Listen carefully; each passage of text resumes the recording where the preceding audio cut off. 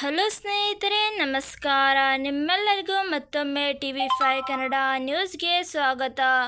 ಸ್ನೇಹಿತರೆ, ನಾವು ನಿಮಗಾಗಿ ಇವತ್ತು ಒಂದು ಒಳ್ಳೆಯ ಭರ್ಜರಿ ಗುಡ್ ನ್ಯೂಸನ್ನು ತಂದಿದ್ದೇವೆ.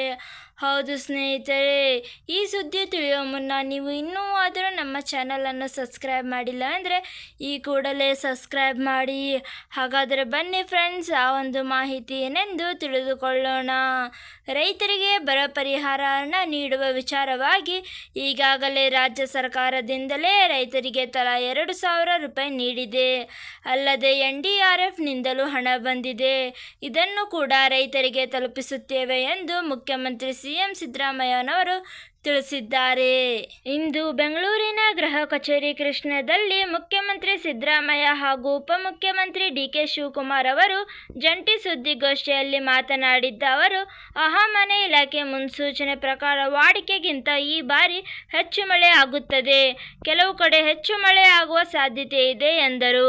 ಪ್ರವಾಹ ಬಂದರೆ ಎದುರಿಸಲು ಜಿಲ್ಲಾಡಳಿತ ಸನ್ನದ್ಧರಾಗಿರಬೇಕು. ಅಗತ್ಯ ಕ್ರಮ ಕೈಗೊಳ್ಳುವಂತೆ ವಿಡಿಯೋ ಕಾನ್ಫರೆನ್ಸ್ನಲ್ಲಿ ಸೂಚಿಸಲಾಗಿದೆ. ಒಂದು ವೇಳೆ ಪ್ರವಾಹ ಬಂದರೆ ಸನ್ನದ್ಧರಾಗುವಂತೆ ಅಧಿಕಾರಿಗಳಿಗೆ ಸೂಚಿಸಲಾಗಿದೆ ಎಂದು ಗೃಹ ಕಚೇರಿ ಕೃಷ್ಣಾದಲ್ಲಿ ಮುಖ್ಯಮಂತ್ರಿ ಹಾಗೂ ಉಪಮುಖ್ಯಮಂತ್ರಿ ಜಂಟಿ ಸುದ್ದಿಗೋಷ್ಠಿಯಲ್ಲಿ DC ಹಾಗೂ CEPಗಳ ಜೊತೆ ವಿಡಿಯೋ ಕಾನ್ಫರೆನ್ಸ್ ಬಳಿಕ ಹೇಳಿಕೆ ನೀಡಿದರು. ಕೆರೆಗಳಲ್ಲಿ ಹುಲ್ಲು, ನದಿಗಳಲ್ಲಿ ಅಡಚಣೆಗಳು ಇದ್ದರೆ ತೆರವುಗೊಳಿಸಲು ಸೂಚನೆ ನೀಡಿದ್ದೇನೆ. ಯಾವುದೇ ಕಾರಣಕ್ಕೂ ಬಿತ್ತನೆ ಬೀಜ, ರಸಗೊಬ್ಬರ ಕೊರತೆ ಆಗಬಾರದು. ಬಿತ್ತನೆ ಬೀಜ, ರಸಗೊಬ್ಬರ ಬೇಡಿಕೆಗಿಂತ ಹೆಚ್ಚು ದಾಸ್ತಾನು ಮಾಡಲಾಗಿದೆ.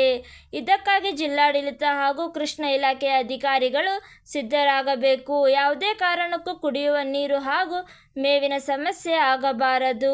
ಜನರ ಜೀವಕ್ಕೆ ತೊಂದರೆ ಆಗದ ರೀತಿ ಕ್ರಮ ಕೈಗೊಳ್ಳಲು ಸೂಚಿಸಿದ್ದೇನೆ. ಈ ಹಿಂದೆ ಪ್ರವಾಹ ಬಂದ ಗ್ರಾಮಗಳಲ್ಲಿ ಸೂಕ್ತ ಕ್ರಮಕ್ಕೆ ಸೂಚಿಸಿದ್ದೇನೆ. ಹವಾಮಾನ ಇಲಾಖೆ ಅಧಿಕಾರಿಗಳ ಜೊತೆಗೆ ನಿರಂತರ ಸಂಪರ್ಕದಲ್ಲಿ ಇರಬೇಕು. ನಿರ್ಲಕ್ಷ್ಯ ವಹಿಸಿದರೆ ನೀತಿ ಸಂಹಿತೆ ಬಳಿಕ ಅಧಿಕಾರಿಗಳ ವಿರುದ್ಧ ಕ್ರಮ ಕೈಗೊಳ್ಳಲಾಗುತ್ತದೆ ಎಂದು ಎಚ್ಚರಿಕೆ ನೀಡಿದರು. ರಾಜ್ಯದ ಎಲ್ಲ ಕಡೆ ಕುಡಿಯುವ ನೀರಿನ ಟೆಸ್ಟ್ ಮಾಡುವಂತೆ ಸೂಚಿಸಿದ್ದೇನೆ ಎಂದು ಸಿದ್ದರಾಮಯ್ಯನವರು ಹೇಳಿದ್ದಾರೆ. ಇವತ್ತಿಗೆ ಇಷ್ಟೇ ಸ್ನೇಹಿತರೆ. ಈ ಒಂದು ವಿಡಿಯೋ ಇಷ್ಟವಾದಲ್ಲಿ ಲೈಕ್ ಮಾಡಿ ಹಾಗೂ ನಮ್ಮ ಒಂದು ಚಾನಲನ್ನು ಸಬ್ಸ್ಕ್ರೈಬ್ ಮಾಡುವುದನ್ನು ಮರೆಯಬೇಡಿ. ಹಾಗೂ ಈ ಒಂದು ವಿಡಿಯೋನು ನಿಮ್ಮ ಎಲ್ಲ ರೈತ ಬಾಂಧವರೊಡನೆ ಶೇರ್ ಮಾಡುವುದನ್ನು ಮರೆಯಬೇಡಿ. ಹಾಗೂ ಇದೇ ಥರ ಮುಂದಿನ ಒಂದು ಹೊಸ ವಿಡಿಯೋದಲ್ಲಿ ಸಿಗೋಣ. ಅಲ್ಲಿ ತನಕ ಬಾಯ್ ಫ್ರೆಂಡ್ಸ್.